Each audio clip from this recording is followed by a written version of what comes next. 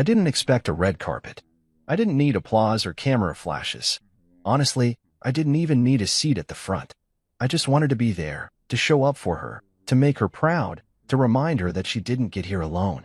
That behind every milestone of hers, there was someone quietly standing in the shadows, clapping the loudest. That someone was me. That night, I stepped out of the car a little earlier than planned. I wanted to surprise her. The black tux I wore was the same one from our wedding, tailored again, a little tighter around the shoulders now. I held a small, elegant box in my hand. Inside was a Mont Blanc timepiece, limited edition, black leather band, sapphire crystal face. She'd once mentioned it casually when passing through a boutique in Milan. Understated but powerful, she said. Just like you. I walked up to the venue, heart light, steps firm. The lights from the ballroom streamed through tall windows like golden silk. It was Argento and Gray's 10-year anniversary, a night Isla had been working toward for months. Actually, for years. And I'd helped build it, piece by piece. From quiet dinners discussing strategy to weekends I gave up so she could rehearse speeches. From seed capital to late-night coffee runs. The foyer was buzzing with guests. Men in tailored suits, women in elegant gowns, champagne flutes clinking softly as jazz floated in the background. I approached the reception desk, smiling. "Reed Callahan," I said, adjusting my cuffs slightly. "Here for Isla." The young woman behind the desk typed something. Then again, her expression shifted. "I'm sorry," she said, voice polite but brisk. "I don't see that name on the list." I blinked, surprised but calm. "Could you check again?" "I'm her husband." She hesitated and glanced toward a man standing near the door, earpiece in his ear, hand resting on his belt. "Security. I'll call someone," she offered, clearly uncomfortable. Moments later, a tall man in a charcoal gray suit walked toward us. I recognized him instantly. Damon, Isla's CFO. We'd met a few times. He gave me a cursory nod. "Reed. Hey. There seems to be a mix-up with the guest list," I said lightly, still holding the gift box. Damon didn't bother to look at the list. "This event's just for core staff and major stakeholders." I frowned. "I helped fund this event." "Right," he said, glancing at his watch. "But you're not technically part of the leadership team." That stung. I opened my mouth to reply, but he beat me to it, turning to the guard nearby. "He's not on the list. Please escort him out." The guard stepped forward gently but firmly. "Sir, I'm going to have to ask you to leave the premises." I didn't speak. Not yet. And then Damon, as he turned back toward the ballroom, said it. Not even under his breath. "Get this beggar out of here." That's when the room seemed to slow. Beggar? I stood there, tux perfectly pressed, holding a gift that cost more than the average rent in the city, and somehow in their world, I was a beggar? I looked past him into the ballroom. There she was, Isla, standing under a chandelier, surrounded by executives and board members. Her dress was emerald green, her smile wide. She was radiant, powerful, exactly how I'd always wanted her to feel. But something inside me, something buried under years of quiet sacrifices, cracked. I didn't fight. I didn't argue. Instead, I turned. I walked back down the marble steps, past the valet who smiled politely and clearly had no idea what had just happened. I didn't give him the ticket for the car. I needed a moment. I walked 2 blocks in silence, still holding the box. My phone buzzed once, probably a promotional email. Not Isla. She didn't know yet. Or maybe she did. Maybe it was intentional. I wasn't sure what was worse.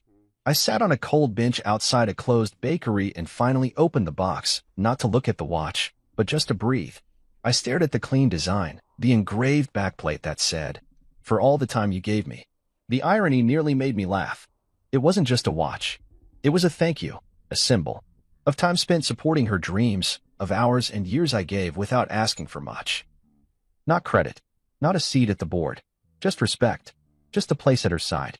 And yet, on the night of her biggest celebration, the man who watched her rise from shaky proposals to Forbes interviews had become invisible. Worse, unwelcome. I wasn't angry yet. Not really. I was numb. Numb in the way you get when you realize the person you built your world around never really built theirs around you. I sat there for almost an hour, thinking, replaying conversations. The times I said, "Let's wait on that vacation," put it into the company instead. The nights I packed her lunches before big pitch meetings. The time I stayed up until 4 a.m. adjusting her keynote slides because her designer quit last minute. How many of those sacrifices had become expectations? And how many of those expectations had turned into erasure? I walked home. I didn't slam doors or throw the watch against the wall like some bitter ex in a soap opera. No, that wasn't me. I walked into our apartment, clean, minimalist, filled with curated art pieces she loved, and placed the watch on the marble counter. Then I stood still, and something in me shifted. It wasn't rage. It wasn't heartbreak. It was clarity. I realized that somewhere along the line, I had been edited out of the story. I was the invisible ink in the footnotes. And now they were celebrating the novel, pretending I never helped write the first chapters. I looked around at the space we built together. And for the first time in a long time, I started thinking, not about how to support her next move, but how to make mine. The next morning, I stood in the kitchen staring at the coffee maker like it might give me answers. The apartment was quiet, too quiet. No footsteps on the marble tiles. No humming from the bathroom as Isla got ready. No scent of her perfume floating through the hall. Just silence, heavy and clear. She'd stayed out after the gala. Of course she had. Probably went straight to the hotel suite they'd booked for the night. A perk I'd prepaid with my own card 3 months ago when I still believed I'd be at her side, smiling for pictures and clinking glasses. When I still believed I was part of the journey. I took my coffee black. No cream today. Something about sweetness felt wrong. As I stood by the window looking over the city we'd carved our lives into, my mind wandered back through the years. Quiet, steady memories that now played like proof in a courtroom. We met when Isla was just launching Argento and Gray. Back then, it was her and a small rented office with peeling paint and a stubborn thermostat. I remember bringing her takeout during late nights, setting up a makeshift whiteboard with sticky notes because she couldn't afford one. I remember pulling out a small loan under my name to help cover her first marketing run. It's just until we land that first big client, she'd said. You'll get it back. I wasn't looking for reimbursement. I was looking for partnership, for something we could build together.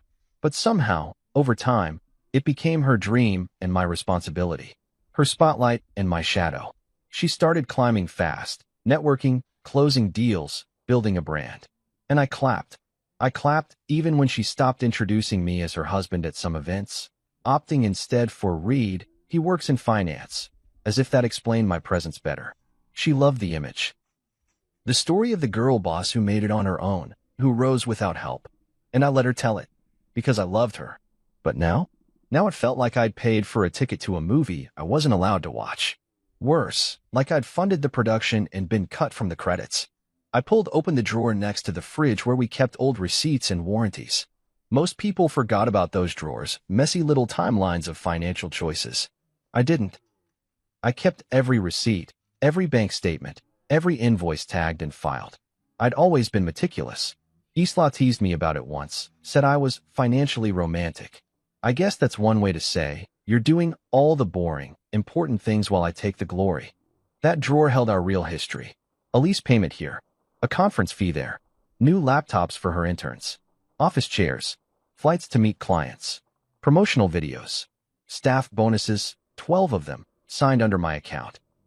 Most people would have seen a pile of expenses. I saw love letters, the kind that don't get framed or posted on Instagram. As I sifted through them, I realized something. I wasn't just forgotten. I'd been used. Silently. Willingly. And maybe that was the worst part. How easily I'd let it happen in the name of love. When Isla finally walked through the door at noon, she looked collected. No shame. No apology. Just her usual poised self in designer sunglasses and a blazer I'd gifted her last Christmas. She took them off and looked at me like I was a minor inconvenience. Read, she said, setting down her bag. About last night, I raised a hand gently. You don't have to explain. But of course she did. It was a curated event. We had to keep the guest list tight. Sponsors, investors, internal leads, you didn't think I qualified. Her eyes darted. It wasn't personal. That was the line that did it. That's when I finally looked her in the eye and said, it was always personal. You just stopped seeing me as part of it. She rolled her eyes. Reed, don't do this. You're being dramatic. I almost laughed. Dramatic? After being thrown out of a party I helped pay for? After hearing someone call me a beggar while my wife stood beneath chandeliers I'd funded? I didn't argue. Instead, I walked over to the dining table, placed a folder down, and slid it toward her. You want to talk facts? Let's talk. She opened it, confused.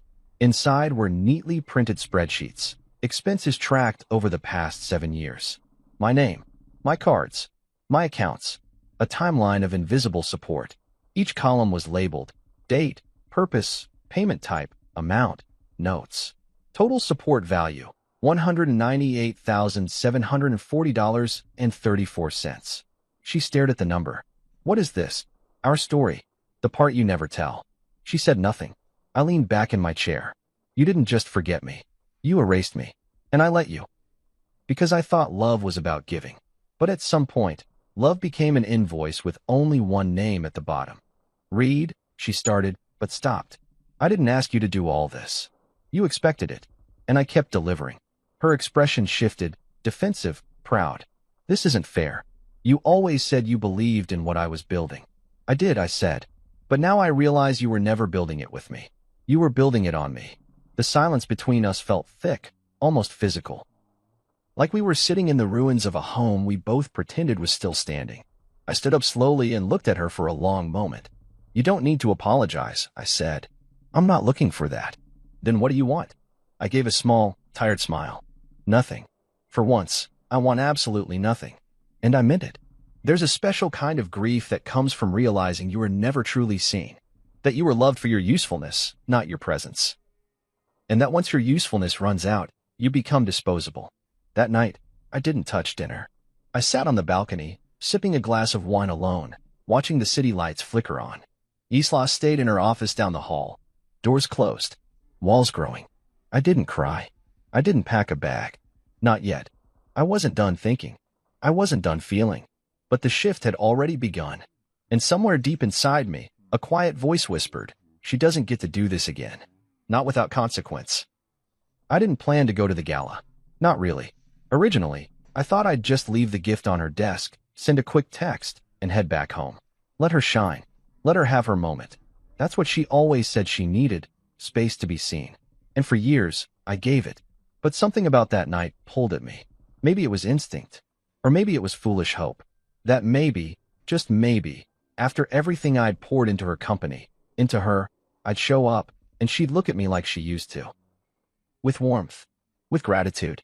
With even a sliver of the love I'd spent years wrapping around her like armor. So I ironed the tux. It wasn't new, but it still fit like it had the first time. The same one I wore when we danced under dim fairy lights on our wedding night. Back then, we couldn't afford a ballroom. We'd rented a small community space, filled it with second-hand string lights, and borrowed chairs. She had whispered to me, someday, we'll host something in a place like that, pointing at a glossy ad in a bridal magazine. I remembered that ad now, because it looked eerily similar to where the Argento and Gray Gala was being held. The irony was sharp. We made it, and I had helped us get there. So I went. Quietly. No driver. No fanfare. I booked a cab, stepped out 2 blocks away, and walked in with the timepiece in my inner pocket, fingers resting against the box like I could transfer some warmth into it. I passed guests in velvet and silk, voices spilling into the street. My name wasn't on the list. I already knew that. I wasn't here for a seat. I was here to see it with my own eyes. I stood on the sidewalk across from the entrance, behind the valet station, just out of view. And there she was. Isla, my wife. Centerpiece of the night. She glided down the carpet like she was born for it. Cameras flashed. Her silver gown caught every light like a mirror. She waved, smiled, laughed, rehearsed but captivating. I watched her pose with executives, board members, and, yes, Jared. Jared. Tall. Tan. That fake casual confidence he always carried like a trophy. He was standing too close. Too familiar. Whispering something in her ear that made her laugh in a way I hadn't heard in months. Not at home. Not with me. I stepped back into the shadows, my stomach twisting, not from jealousy, but from clarity. I didn't belong here. Not because I wasn't worthy, but because they had carefully edited me out. I tried not to be bitter. Really. I tried to remind myself that ambition changes people. That success shifts the dynamics. That sometimes, people forget themselves in the process of becoming someone new. But the more I watched, the harder it became to excuse what I was seeing. They toasted with crystal glasses. The ballroom, draped in white and gold, held over 100 guests, all handpicked, all included. And yet, not one of them had my name on their lips. not even hers. I stepped closer, drawn in by the sound of her voice over the mic. A toast. I want to thank the people who believed in me when this was just a dream, she said, chin lifted, eyes sparkling. To my team, my partners, and my co-founder in spirit, Jared Gray, you are the other half of this company's heartbeat. The room clapped. Loudly. I didn't move. I didn't even blink.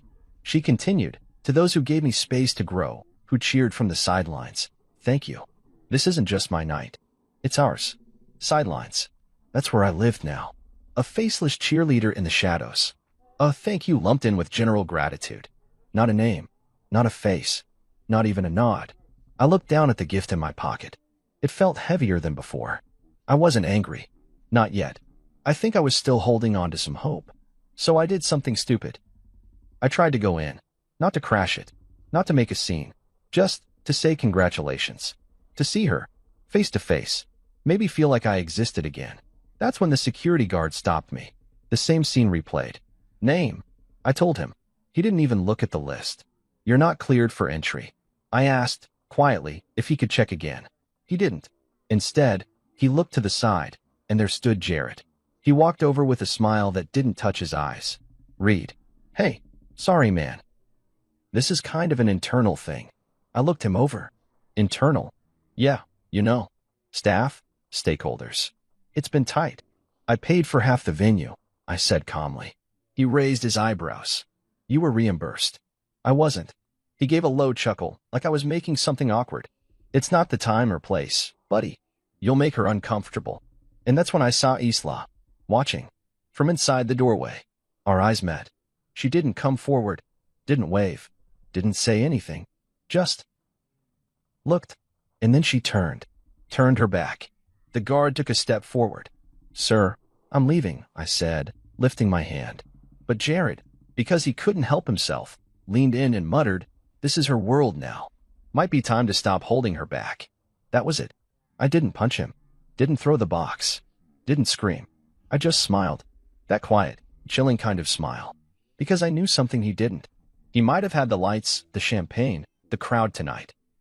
But the moment she needed the foundation of that world, the quiet deposits, the funding, the favors, the loyalty, it would all start shaking. And I would no longer be there to hold it still. I walked away, the box still in my pocket. I passed the photographers, the valet, the crowds. I didn't turn back. Not once. Because I'd finally seen it clearly. I wasn't a part of the celebration. I was the scaffolding they used to build it, and then discarded the moment the building stood tall enough. And now? Now I was done pretending that was okay. When I got home that night, I didn't switch on the lights. I didn't need to. The apartment was already too familiar. Every chair, every painting, every shelf placed just how she wanted it. I sat down at the dining table, the gift box still in my jacket pocket. The weight of it had shifted. It no longer felt like a symbol of appreciation. It felt like a receipt. A reminder of how long I'd been paying for a love that had quietly gone bankrupt. I reached for my laptop. It was sitting where I always left it, centered, charged, clean. I opened it like I had 100 times before. But tonight, it wasn't for spreadsheets or budgeting. It was for action. I went to the first tab I'd bookmarked weeks ago, our anniversary trip to Bora Bora. A private villa on the water, complete with a chef, couples massage, and underwater dining experience. I had paid the deposit in full, $13,500. A surprise. One I never got to reveal because she'd been too busy with back-to-back strategy sessions. Click. Canceled. Refund processed. Next, the Aspen Leadership Retreat. This one wasn't for us, but for her team. She told me the board needed a high-end bonding getaway to pitch to new investors. I'd paid the travel agency directly $18,000 for accommodations, ski passes, and executive lodging. Another favor. Another unthanked gift. Click. Access revoked. Confirmation email sent. Then came the corporate software license renewal, $7 for 100 from my consulting card. I logged into the vendor dashboard and updated the billing details to an empty shell account. Automatic renewal. Disabled. And the final blow, her upcoming executive lounge renovation. She wanted a private space in the office to think, complete with custom furniture and mood lighting. I'd already wired $21,400 to the design company, scheduled to complete in 4 weeks. I made a single phone call. "Read Callahan," I said, calm and polite. "I'd like to cancel the upcoming installation. Please issue a stop order." The payment was personal, not corporate. "I'll send written confirmation now." They complied. It took less than 90 minutes to undo over $60,000 worth of support. Money she never questioned. Support she never asked about twice. She just assumed it would be there, because I had always made sure it was. But not this time. By 2 a.m. I was still staring at my screen. The numbers weren't just digits. They were chapters of a story I hadn't realized I'd been writing alone. I thought about all the ways I'd said, "I love you," over the years without ever using those words. In hotel confirmations, in paid invoices, in arranged meetings, fixed computers, last-minute florist runs, and "don't worry, I've got it" texts. And not once had she stopped to ask if I was okay, if I needed something, if I felt seen. She used to. In the beginning, she'd hug me from behind while I made coffee. She'd say things like, "I couldn't do this without you," or "You're my favorite person." And then those phrases stopped. They were replaced by, "Did you pay the caterer yet?" or "Can you call the driver?"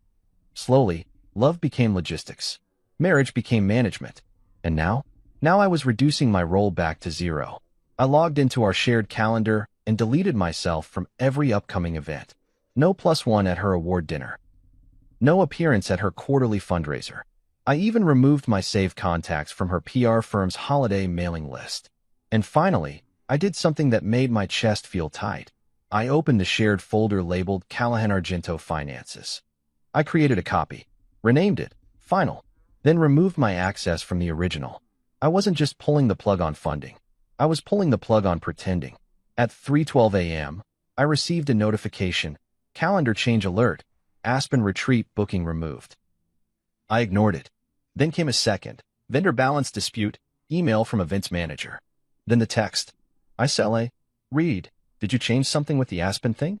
Just got a weird message." I stared at the screen. Not "Hey," not "Can we talk," not "Are you okay?" Just straight to the transaction. I didn't reply.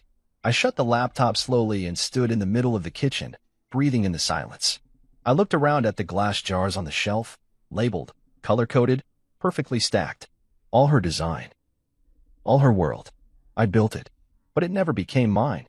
I walked to the bedroom, slid the Montblanc watch box onto her pillow. Then I packed a bag. Not to leave permanently, but enough to make the silence noticeable. As I zipped the suitcase, a memory crept in.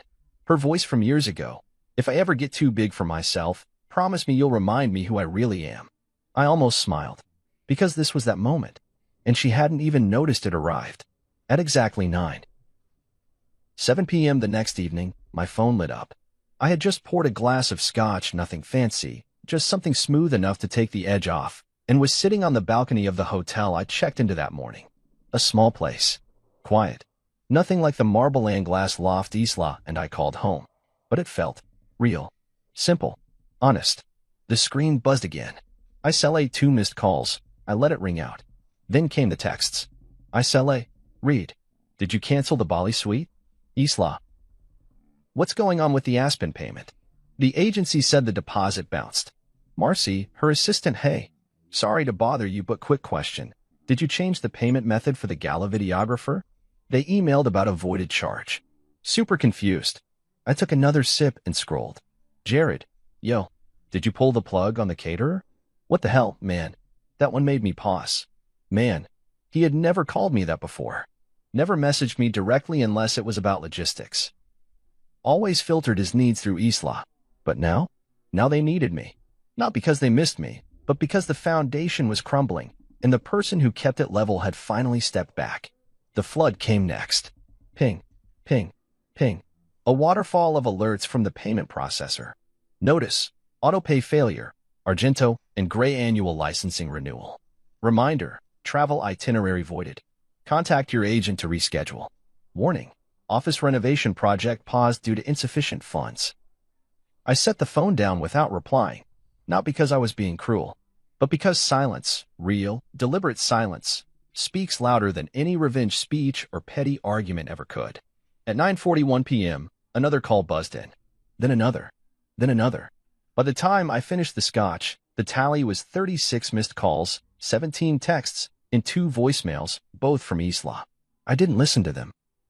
Instead, I walked to the hotel lobby, handed the front desk a polite smile, and requested no further calls be patched through to my room. I turned off notifications, placed the phone face down on the nightstand, and for the first time in what felt like years, I went to sleep without a to-do list waiting in the morning. But rest doesn't always bring peace. I woke up at 6:13 a.m. to soft knocking. At first, I thought it was housekeeping. Then I heard it. That voice. Tired. A little frantic. Muffled through the door. "Reed, are you in there?" I sat up slowly. She knocked again. "Please, just open the door." I didn't move right away. I just listened. Her breathing was uneven. No heels today. No confident footsteps or clipped tone. Just Isla. Raw. Stripped of pretense. Not the version she gave the media or the board. The version she only let me see when things went wrong. Still, I hesitated. It took 3 more knocks before I got up, pulled on a shirt, and opened the door. She looked nothing like the woman from the gala. No makeup. Hair tied back. Pale. Wrinkled shirt like she hadn't changed since the night before. "Hi," she said, voice soft. She tried to smile, but it collapsed halfway. I stepped aside. She entered the room quietly, eyes scanning the small space. One bed, one chair, a half-open suitcase on the floor. No extravagance, no luxury, just me, as I've always been. "I've been trying to call," she said, wringing her hands. I saw. Silence stretched between us. She sat on the edge of the bed. I stayed by the window. "You didn't have to cancel everything," she said finally. It felt vindictive. I turned to her, calm. Was it vindictive to leave me off the guest list? To stand there while they called me a beggar? She looked down. "That wasn't supposed to happen. The list was curated. For image. For your image," I corrected. She didn't argue. "I'm not trying to fight," she said, voice cracking a little.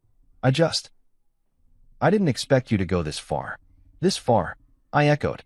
"You mean finally drawing a line? Is that what this is?" she whispered. "Drawing a line? Or erasing me?" I sat in the chair across from her. "No, Isla. I'm erasing myself. From a version of this marriage where I only existed when you needed a transaction. Where my love was measured in wire transfers and logistical favors. Where you celebrated with people who didn't even know my name." I didn't realize how bad it had gotten. I nodded. "Exactly. You didn't realize." She went quiet again, chewing on her lower lip. "The truth is," she said slowly, "I didn't want the world to see how much I still leaned on you.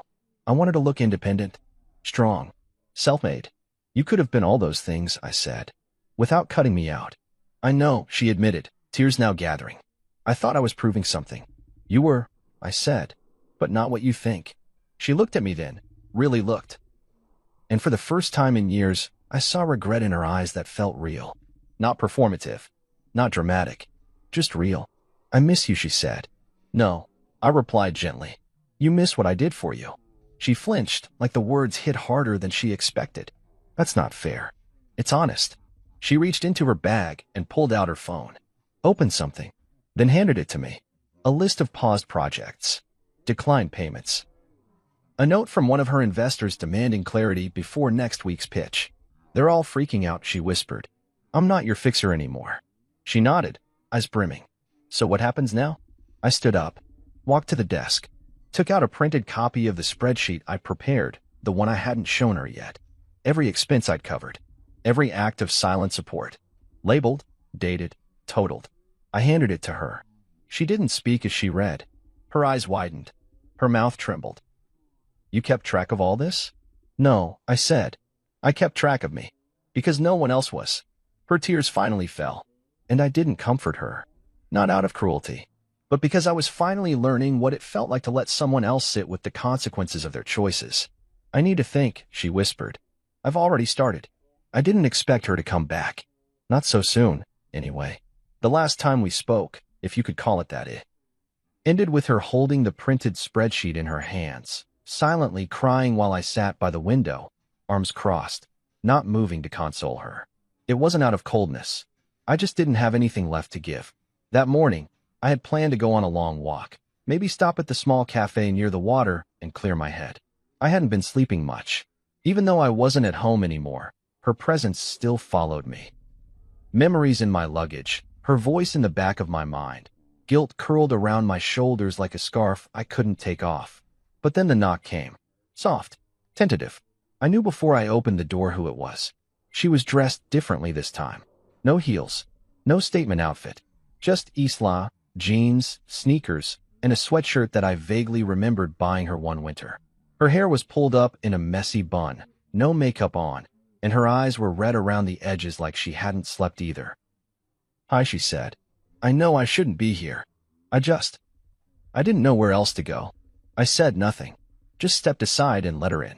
She stood awkwardly for a moment by the small table, glancing around the modest hotel room like she'd never seen me live so simply. And maybe she hadn't. Our home had always been modern, curated, sharp. This room had none of that. Just a lamp with a loose bulb and a carpet that probably hadn't been replaced in 5 years. But it was peaceful, and it was mine. "For now. I thought you might still be mad," she said softly. I poured her a glass of water and handed it over. "I'm not mad," I replied. "I'm just done pretending." She flinched slightly at that, sat down, cradling the glass like it gave her something to hold on to. "I don't know how to say this without sounding selfish," she began, "but I didn't realize how much I took you for granted until you were gone." I stayed quiet. She sighed. "Everything's unraveling. Aspen, Bali, the board's losing confidence. I had to call off the lounge renovation. Jared keeps trying to spin things, but it's not working." "I didn't make those decisions lightly," I said. "I made them because I was tired of holding up a world that didn't leave room for me." Her voice cracked. "I know. I tried to warn you," I added. "I tried to bring it up so many times. Every time you brushed it aside, like my support was some unspoken obligation." "I know," she said again, quieter. And I was wrong. There was something heavy in her voice now. No sharp edges, no deflection. Just raw truth. It didn't make the hurt go away, but it gave it a place to settle. "I thought I was building something for us," she whispered. "But I was really building something with you holding all the bricks, and I never once asked if your hands were bleeding." That image stopped me for a moment. I sat across from her, folding my arms slowly. They were. But I kept going, because I believed in what you were doing. "I know," she said, eyes brimming again. "I know you did." And I twisted that belief into expectation. That you'd always be there. That I could just keep pulling. She wiped her face with her sleeve. "I don't expect you to forgive me. I wanted you to know that I see it now. Everything. What I did. What I failed to do." I let her words hang in the room. And I realized I had a choice. Not the choice to take her back. Not yet. Maybe not ever. But the choice to speak. Not as her partner, not as her provider, but as myself. Fully honestly. "You didn't just leave me off a guest list," I said. "You left me out of the story. Out of your narrative. You turned us into a performance. And backstage, I was folding props while you took every bow." She looked up at me, guilt thick in her eyes. "I stood in that ballroom," I continued, "not because I needed the spotlight, but because I needed to remember who I was to you. And when I saw your face, when you looked at me like I was an interruption, I knew." She lowered her gaze. "I didn't mean to treat you that way." "But you did," I replied. "And the truth is, if I hadn't pulled the funding, if I hadn't made it inconvenient, you wouldn't be sitting here." She didn't argue. And that, at least, was honest. "I came because I wanted to say something to your face," she said after a moment. "I'm sorry. For every time I made you feel invisible. For every moment I made you feel like an employee in your own marriage." The sincerity in her voice caught me off guard. But still, I stayed still. "Sorry," I said slowly, "doesn't undo what happened. It doesn't put me back at the table." "I know," she said, "but maybe it opens the door." She stood then, slowly, and reached into her pocket. She pulled out the Mont Blanc box I'd left on her pillow. She didn't open it, just held it out. "I didn't accept this gift the way I should have," she said, "because I didn't see what it really was. It wasn't just a watch. It was every year, every hour, every sacrifice. And I ignored it. I let others call you names in front of me. I let you stand outside the world you helped build." She placed the box on the nightstand and stepped back. "I'm not asking for another chance right now," she said. "But I hope, maybe, one day we can look at each other and not feel resentment." I stood too, met her eyes. "That depends on what you build from here. And whether you remember who helped lay the foundation." She nodded. And for once, she didn't try to spin it, or soften it, or walk around it. She simply said, "Thank you, Reed, for everything, even what I didn't deserve." Then she walked to the door. But before she left, she turned around. I'll make it right, she said. And then she was gone. I stood in that hotel room, silent, for a long time after. The Mont Blanc sat beside me, unopened. The city hummed outside. But inside, something had finally shifted. Not everything was fixed, but the truth had finally been spoken. And sometimes, that's where healing begins. 2 days passed after Isla left the hotel room. She hadn't called again. No texts. No emails. Nothing from Jared either, which was a surprise considering how loud he'd been before. But silence has a strange way of revealing who's truly invested and who's just panicking. In their case, it was obvious. The only reason they called was because the money stopped. Not because they missed me, but because the machine I'd been oiling had started squeaking. And I didn't miss the machine, but I did find myself thinking about her, about everything we built, and how we never really sat down to balance the emotional books. So that morning, I opened the original spreadsheet, the one I had built over months, years even, to track every dollar I'd contributed to Isla's success. At first, it was just about keeping records, but now it felt different. Now it felt like something more, like proof. Not for her. For me. I added a final tab to the bottom, emotional cost. Not literal numbers, just a space to write what each expense actually represented. I wrote things like, February 2017, $2,500 for rebranding, sleepless nights, canceled plans, skipped anniversary dinner. July 2018, for $1,000 client acquisition trip to Montreal, missing my cousin's wedding. November 2019, $3,200 for the company's team-building retreat, swallowing resentment when I wasn't invited. Line after line, I mapped out the difference between support and sacrifice. It wasn't the money that hurt. It was the invisibility, the erasure. I closed the laptop. Then, something unexpected happened. My phone buzzed, not with a call from Isla, but with a news alert. Argento and Gray hit with sudden staff resignation, citing lack of transparency in leadership. My brow furrowed. I clicked through. Corbin, her lead designer, had resigned, and in his statement, he said, leadership without loyalty fails. We didn't know where the heart of the company was anymore. I stared at that sentence for a long time. I didn't reach out. I just read. And I listened to the silence that followed. Because for once, it wasn't mine to fill. But by afternoon, the storm found me anyway. I had just stepped out for coffee, my first real outing in days, when I saw her again. Not Isla. Marcy. Her assistant. She was standing outside the cafe like she'd been waiting for me. Dressed plainly, hair tied back, nervous eyes flicking around like she wasn't sure if I'd run or scream. Reed, she said, walking up fast. I swear, I'm not here to start anything. I need to talk to someone who understands what's going on. I didn't answer right away.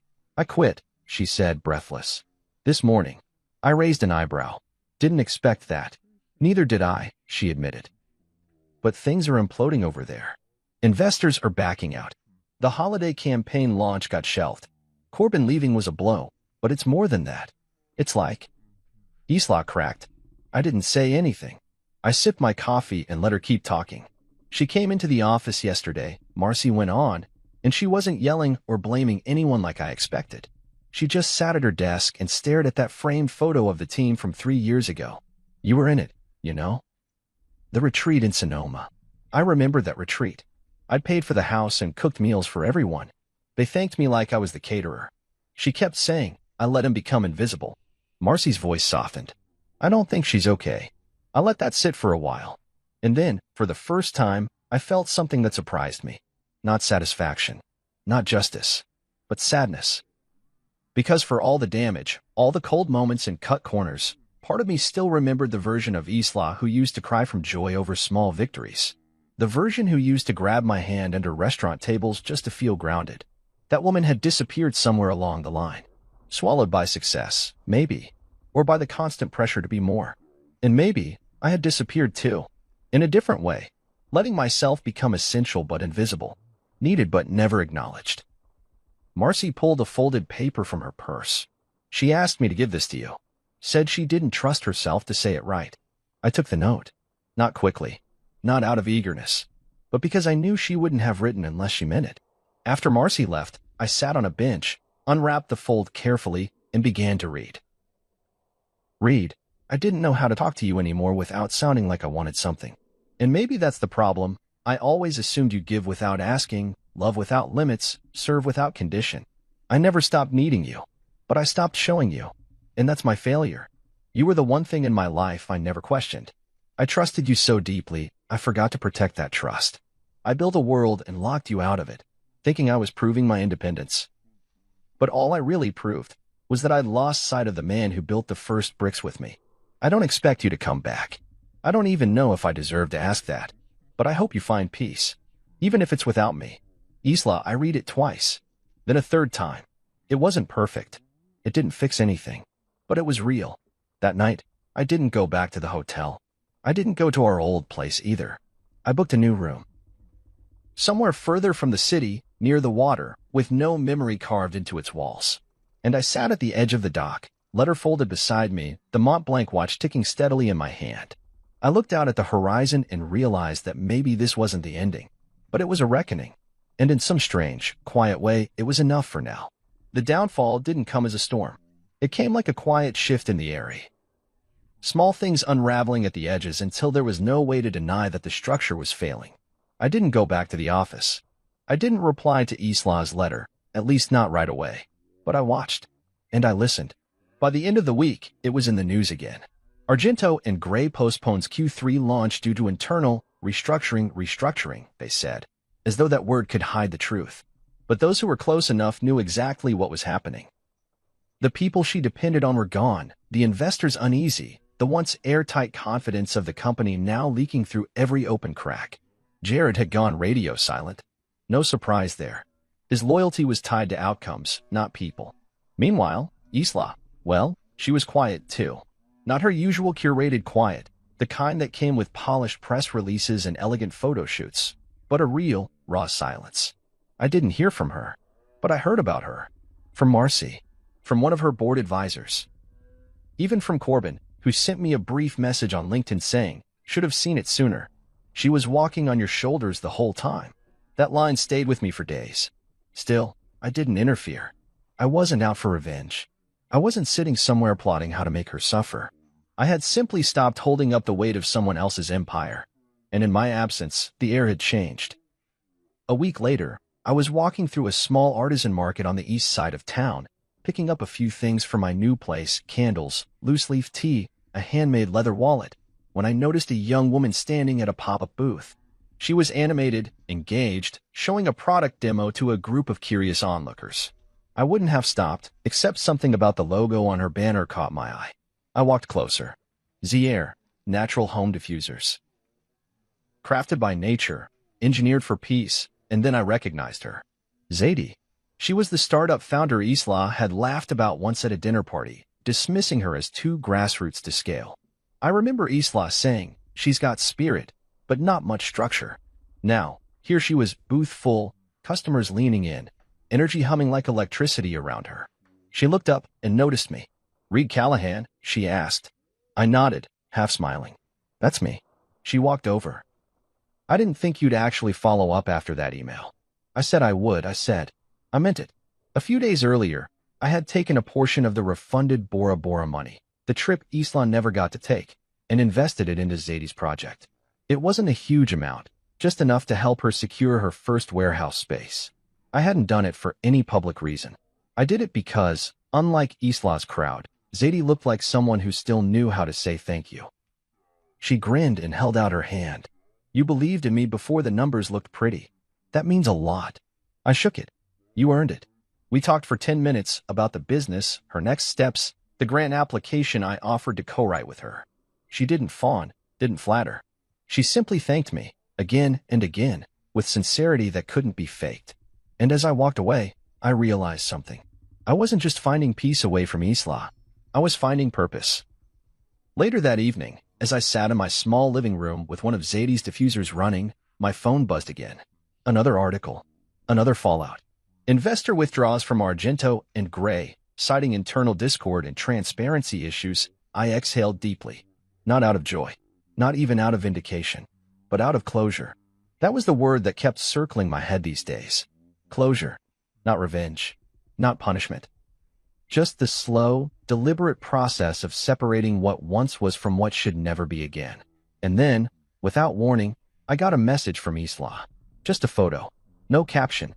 No emoji. Just a single photo of the Mont Blanc watch I gave her, resting on her now empty desk. I stared at it for a moment. The desk used to be cluttered with client files, PR plans, branding decks. Now, only the watch remained. It didn't feel like a guilt trip. It felt like a symbol, maybe even a surrender. Still, I didn't reply. Instead, I sat back and looked around my new space. No marble floors. No curated art on the walls. Just warmth. Honesty. The scent of cedarwood from the diffuser swirling in the air. And in that quiet moment, I realized I hadn't just withdrawn my money from her world. I had reclaimed my presence from a place where it was never properly held. And finally, I could breathe again. It had been almost 3 weeks since I saw Isla. 3 weeks since I pulled the financial cord that quietly powered her world. 3 weeks since she sat in my hotel room and cried for the empire she built, for the man she forgot, for the truth that finally surfaced. And in those 3 weeks, I didn't once reach out. I didn't need to. Some wounds don't heal because someone comes back. Some wounds heal because you stop reopening them for someone who never brought you peace in the first place. But I wasn't bitter. Not anymore. The anger had burned off. What remained was something colder, clearer, a sort of stillness I hadn't felt in years. I moved into a small apartment on the other side of town, quiet street, wood floors, nothing too flashy, just enough. And I started doing something I hadn't done in a long time. Living. On my own terms. One morning, I got an email from Zadie. The subject line read, "You might want to watch this." Inside was a video clip, less than a minute long. From a local entrepreneurship panel hosted at the City Hall. Zadie had been invited to speak about grassroots funding and community-based investment. In the clip, she stood in front of a modest audience, confidently addressing the room with the kind of energy that Isla used to have before she traded gratitude for grandeur. And then Zadie said something that made me freeze. There was one person, just one, who believed in me when I was just selling prototypes in mason jars at street fairs. He didn't ask for shares or branding rights. He didn't demand a spotlight. He just said, "Let me help you grow." That kind of support doesn't just fund your business. It reminds you who you are. The room applauded. My chest tightened, not with pride exactly, but with something more tender. Something like being remembered. For once, I hadn't been the invisible partner. I'd been the difference maker. Not behind the curtain, not erased from the photo. Present. Visible. I shut my laptop and leaned back in the chair, letting that small moment settle inside me. And it was right then that my phone lit up with a text from Isla. "Isele, are you free to meet this evening?" I stared at the screen. It wasn't dramatic. No please. No guilt-laced paragraphs. Just a question. I waited 5 minutes. Then I typed back. "Where?" We met at a small restaurant in the Arts District. Not the kind of place she used to favor. No reservations, no valet, no curated plating. Just warm lighting, soft music, and wood tables with small candles. I arrived first. She came 10 minutes later, dressed in muted colors, no makeup, hair down and loose. She looked tired. Not worn down, but like someone who'd finally stopped running. "Thank you for coming," she said as she sat down. "I was curious," I replied. The waiter brought water. Neither of us looked at the menu. She folded her hands and stared at them for a long moment. "I'm not sure how to start." "Just start," I said. She exhaled. "The company is smaller now. We've cut staff. Returned investor funds. Jared left, resigned 2 weeks ago. And I didn't stop him. I didn't react. I just listened. I've spent a lot of time sitting with the damage. Not just the business fallout, but what I did to you. How blind I let myself become." She paused, blinking back the shine in her eyes. "I used to be so afraid of not being taken seriously," she continued. "Being a woman in this field, being underestimated, dismissed. It felt like I had to always be loud, always polished, always in control. And I thought needing you made me look weak. So I hid you. That was your choice," I said quietly. "But it wasn't just hiding me. It was erasing me. And not just from the company, from your life." She nodded. "I know. And I'm sorry. I know sorry can't undo what I did. But I wanted to say it again. This time, without excuses." The table fell quiet for a few seconds. Then she reached into her bag and pulled out a document. She slid it across to me. I opened it. Legal paperwork. Transfer of business shares. A formal record of repayment for all funds I had contributed over the last 7 years. I had the board review everything, she said. I added 10% on top, interest for time. You never asked for equity, but I'm giving it anyway. You earn more than this. But this is what I can start with. I looked at the document for a long moment. I wasn't sure what to say. This isn't about fixing things between us, she added. I don't expect you to come back. I don't even know if I deserve that. This is just me, taking responsibility. And then, she said something that caught me completely off guard. I want you to know that I'm stepping down. My eyes lifted. From Argento and Gray. She nodded. Effective next quarter. I realized I don't know who I am anymore. I've been leading on a hollow platform for too long. I'm taking a sabbatical. No press release. Just quietly stepping back. That silenced me.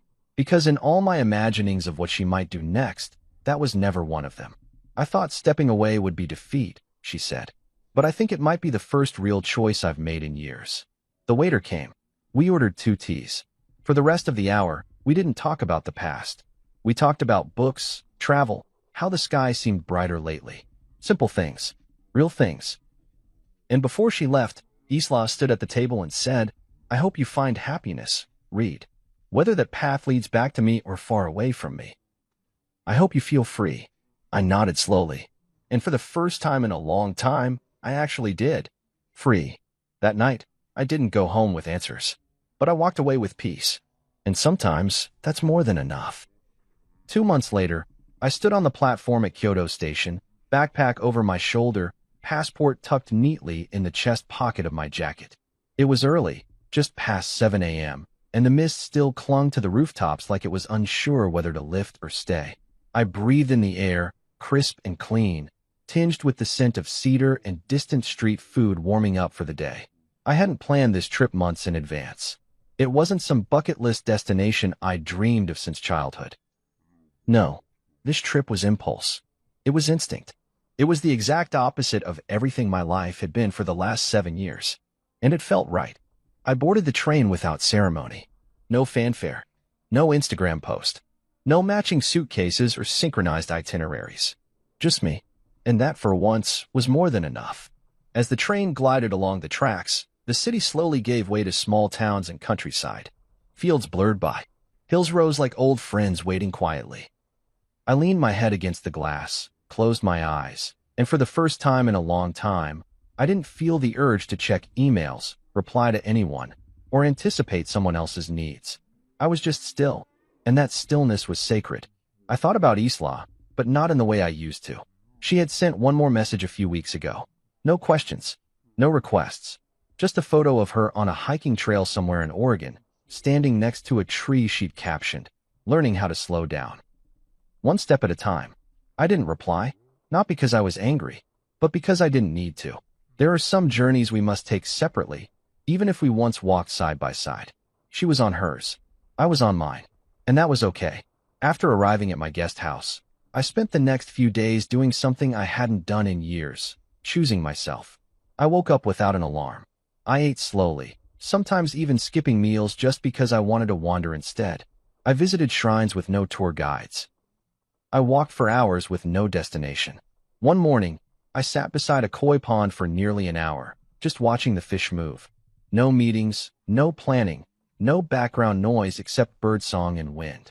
And the more time passed, the more I realized something. Healing doesn't always announce itself with fireworks or revelations. Sometimes it's quiet, like waking up and realizing your chest doesn't ache anymore, or walking past a couple on the street and not comparing their smiles to what you lost. It's sitting with yourself and not needing to explain why you left, or why you stayed too long. That's what closure looks like. Not a door slamming, but a door gently closing behind you, while you walk forward, not looking back. One evening, while walking through the historic district, I passed a small shop that sold handmade timepieces. Not luxury watches, not flashy status symbols, just wood, leather, and care. I stepped inside and struck up a conversation with the owner. A gray-haired man with soft eyes and hands that moved like he'd been building time instead of keeping it. He showed me a small piece, maplewood face, navy blue band, hand-carved with the words Ichigo, Ichi on the back. One moment, one meeting, he explained. It means every moment is once in a lifetime. Every person, every chance, never repeats. I bought it. Not to replace the Mont Blanc I gave Isla, but to mark the moment I stopped waiting to be chosen, and chose myself instead. That night, I stood on a small bridge, the city lights reflected in the river below. Lanterns floated along the banks. Children laughed in the distance. I checked the time, not out of obligation, but because I could. The watch read 9 p.m., and for the first time in a long, long time, it didn't feel like I was running out of time. It felt like time had finally caught up with me and said, "You're right on schedule." I turned off my phone. No buzzes. No pings. No sudden knocks on hotel doors or emergency calls asking me to fix something I didn't break. Just silence. And peace. And then I smiled. Because I finally understood what all those missed calls, all those panicked emails, all those desperate messages were really about. They weren't about me. They were about losing the version of me that made everything easier for them. The silent builder. The giver. The man who never said no. But I wasn't that man anymore. And the best part? I didn't have to prove it to anyone. Not with cold revenge. Not with court documents. Not with rage. Just with absence. Because sometimes, disappearing is the loudest thing you can do. I spent the rest of the week exploring Kyoto like a man discovering life again. I journaled. I took pictures no one else would ever see. I smiled at strangers. I even helped a lost tourist find her train. And as I packed my things on the final day, I looked around at the small room. The folded linens, the single chair by the window, the bamboo mat in the corner, and I whispered a quiet thank you. To the stillness. To the silence. To the version of me that walked away without slamming the door. As I rolled my suitcase down the narrow street toward the station, I passed a small cafe. The kind Isla would have hated. No menu in English. No Wi-Fi. No brand presence. Just steam in the window and quiet music playing. I walked in, sat down, ordered something I couldn't pronounce. And as the steam rose from the cup, I leaned back in my chair, checked the time one last time, and smiled. Not because someone finally saw me, but because I finally saw myself.